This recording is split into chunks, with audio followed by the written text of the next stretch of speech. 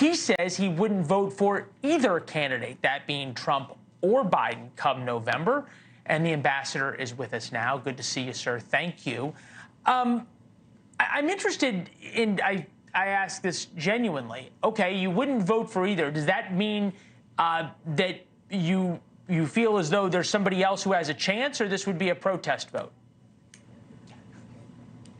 No, look, neither one of them is fit to be president, although for somewhat different reasons. And obviously, I faced that choice along with every other voter in 2020. I live in Maryland, where you can write in the name of a person for offices, and I wrote in somebody whom I considered a conservative Republican for president in 2020 because I didn't think there were any conservative Republicans on the ballot, and I will probably do something similar.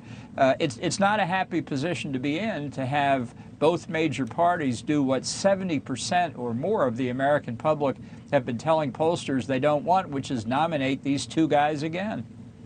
Yeah, look, I get the gripe, and we hear it all the time as we travel the country. It's something that Nikki Haley's trying to tap into. Here is her ad that just went up on the air in South Carolina. Take a look. Biden, too old.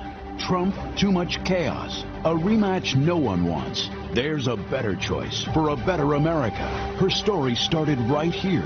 America's youngest governor, a conservative Republican, and boy, did she deliver. Okay, so if what you say is not just how sort of the political elite and establishment of Washington feels, why doesn't the argument that you just made and that she's making in that ad work in South Carolina with the Republican primary voters? Well, it may. She apparently is going to continue. I think it's a pretty steep hill to climb, but we'll find out whether it works. It's her decision. She has the resources to do it. If she wants to keep campaigning, that's fine. Maybe she'll have success. Look, I'd vote in favor of a cardboard cutout before I voted for Donald Trump. So I'm delighted at least that there's still one other active candidate in the field. How can that be a bad thing? The dry sense of humor does not escape me, sir. Cardboard cutout is an apt reference to how you feel. Let me sort of zoom out here. This may be one of the very few elections that is decided on the basis of foreign policy. We haven't really had that. I think you'd probably go back maybe to 2004, to the Iraq War. You could have gone back even farther than that.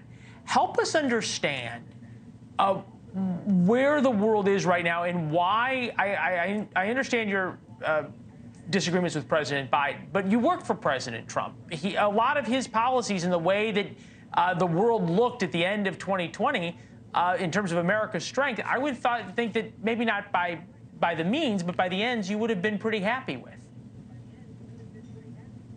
Well, there were certainly some things that I think went the right way. Withdrawing from the 2015 nuclear deal with Iran was the correct decision. Getting out of the Intermediate Nuclear Range Forces Treaty was the right decision. There were others as well. The problem with Trump is he has no philosophy. He doesn't have a domestic philosophy. He doesn't have an international affairs philosophy. He doesn't do policy making in a coherent way. It's ad hoc, transactional, seen through the prism of whether the outcome benefits Donald Trump. That's one of the reasons I don't think he's fit to lead. And I think when he does have sort of neuron flashes about policy decisions, they skew to the isolationist side of things, which I think will harm America in the very near term if he becomes president, for example, and withdraws from NATO, as he wanted to do in his first term and as he has spoken about doing since then.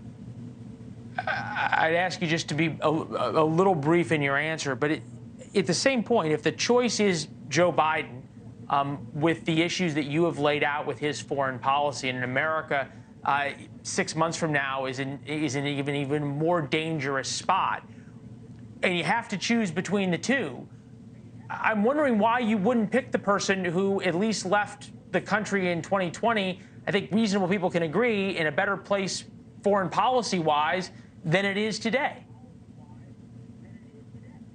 Because while it is unquestionably true that Joe Biden is weak and not competent to be the leader of the United States in the world, Donald Trump is not competent either. He's feckless, he's irrational, he's erratic, he's inconsistent. Sometimes he would make a decision and change it by the afternoon and change it back by the evening. Neither one of these people measures up, in my view. Well, and you have been around for an awfully long time and seen and measured the temperament of many of the men in the White House. I'm sorry, sir? So don't rub it in. I understand the feeling. We always appreciate the perspective, Ambassador. It's good to see you. Thanks for watching. Go to joinnn.com to find NewsNation on your television provider. And don't forget to click the red subscribe button below to get more of NewsNation's fact-driven, unbiased coverage.